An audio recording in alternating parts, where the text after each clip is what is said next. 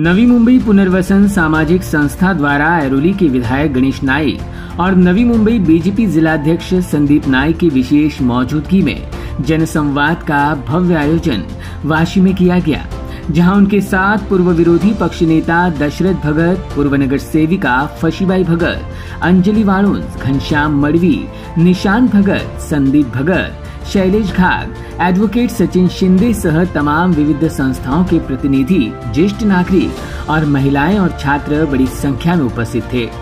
इस दौरान ज्येष्ठ नागरिकों का विशेष सम्मान कर उन्हें छतरी भेंट स्वरूप दी गई, मगर सबसे खास सम्मान रहा वह विधायक गणेश नाइक का, जिनके आरोग्य विजन, शिक्षा, उद्यान, विरंगुड़ा केंद्र, जल नियोजन जैसे कई जनहित से जुड़े विजन के साथ नवी मुंबई को दिलाई गई 7 समुंदर पार पहचान के लिए उनका जीवन गौरव पुरस्कार के साथ जाहिर सम्मान किया गया। वहीं दीवा पाटिल जिस प्रकार से भूमि पुत्रों की पहचान है, उसी प्रकार गणेश नाइक नवी मुंबई की पहचान है, ऐसा गौरव उद्गार कर कॉलेज छात्र हर्षित भगत ने गणेश नाइक समक्ष कॉलेज से जुड़े विविध प्रश्नों को पढ़कर उससे जुड़ा ज्ञापन गणेश नाइक को सौंपा।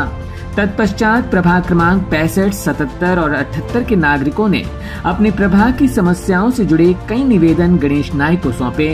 विधायक गणेश नाइक ने अपने सम्मान के लिए सभी का आभार मानते हुए जन समस्याओं को जल्द निपटाने का भरोसा नागरिकों को दिया। दशरथ भगत यांच्या नेतृत्वाखाली कार्यरत असलेली नवी मुंबई पुनर्वसन सामाजिक संस्थेच्या माध्यमातून 3 वॉर्डच्या लोकांच्या करता हा जनतेच्या दरबारामध्ये गणेश नाईक म्हणून जनसंवाद ठेवला होता। संदीप नाईक पण होते, दशरथ भाऊ, निशांत भगत आणि फशीबाई भगत।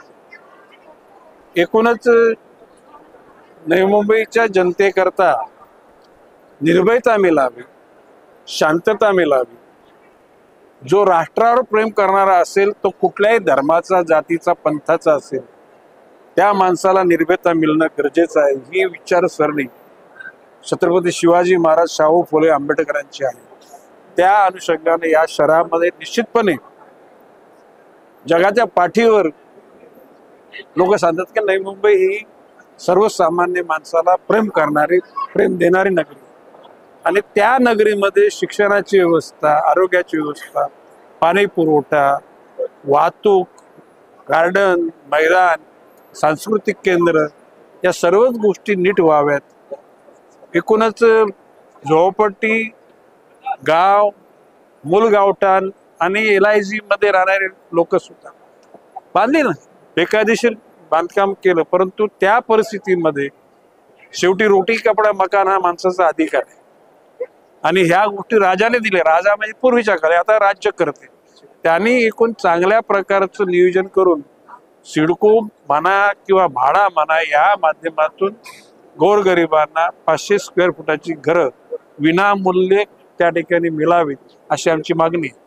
त्यातल्या ज्या प्रकल्पग्रस्त लोकांनी त्याग केलेला आहे, आपल्या जमिनी कोडी मोल किमतीने दिल्या, त्या लोकांनी बांधलेली दुकानं, त्यांनी बांधलेले घर जितके 8-10 खोल्या असतील तरी त्याच्या नावावर पाहिजे, कारण शेवटी त्याचं उत्पन्नाचंच साधन झाले।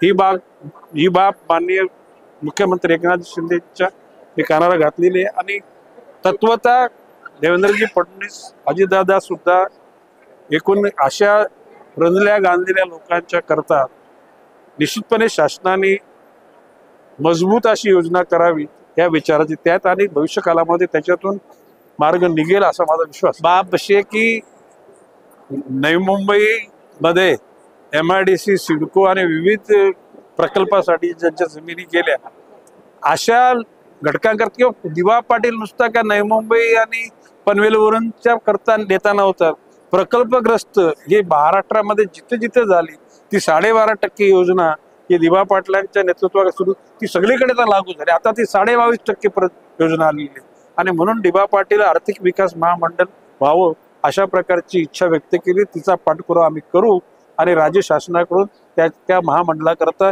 योग्य निधी सुद्धा मिळू हा विश्वास मी या ठिकाणी देतो। नहीं, देखिए बात ऐसे आपको सबको विदित है कि 2014 के पहले हर हफ्ते में एक जनता दरबार इधर भरता था, उसी दिन थाना में भरता था, भाईंदर में 15 दिन में भरता था, कल्याण डोंबिवली में 2 महीने में भरता था। ऐसे 3 महीने में 4 महीने में थाना जिला के हर तहसील में मतदार संघ में ऐसे जनता सभा होते थे।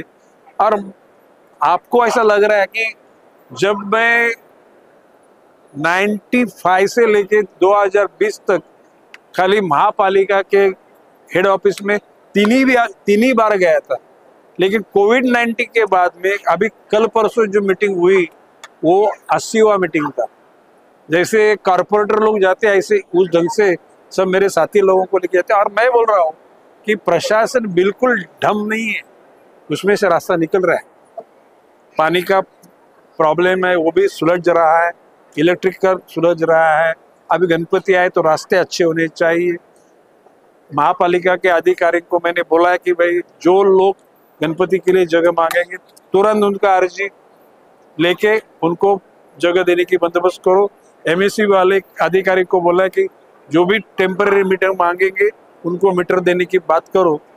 जिस ढंग से ये शहर पूरी तरह से स्वास्थ्य के साथ रहेगा उसके लिए हमारा सबका प्रयास है।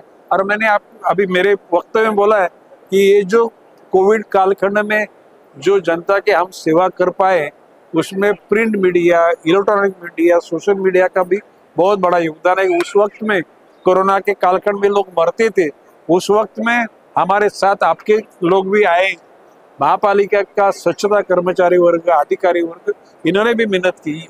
It's not credit of A one single person, ये सभी के मेहनत का फल है। और आगे चल के ऐसे मेहनत से हे शहर उभरते रहेगा, उसमें कोई शक नाही। असे की मी काय बोललो, तो सत्कार मी नैवेद्य जनतेला अर्पण करतो। त्याचं कारण असं आहे की नैवेद्य जनतेने चांगल्या प्रतिनिधींना जर त्या ठिकाणी निवडून दिले तर त्या ठिकाणी चांगला कारभार होऊ शकल नसतं। मी फक्त माझ्या बरोबरच्या पक्षाचे लोक चांगले आहेत असं माझं म्हणणं नाही, अन्य पक्षामध्ये सुद्धा चांगले लोक आहेत, त्या लोकांचं सुद्धा या शहराची उभारणी करता मदत होते आणि भविष्य काळामध्ये अशी सगळ्यांची मदत घेताच हे शहर मोठं होतं। वहीं पूर्व विरोधी पक्ष नेता दशरथ भगत ने भी इस अवसर पर अपनी भावनाएं व्यक्त की। आज या ठिकाणी जनसंवाद, नाईक साहेबांनी जनतेशी संवाद या ठिकाणी व्हावा म्हणून नवी पुनर् सामाजिक संस्थेच्या माध्यमातून हा जनसंवाद कार्यक्रम घेण्यात आला।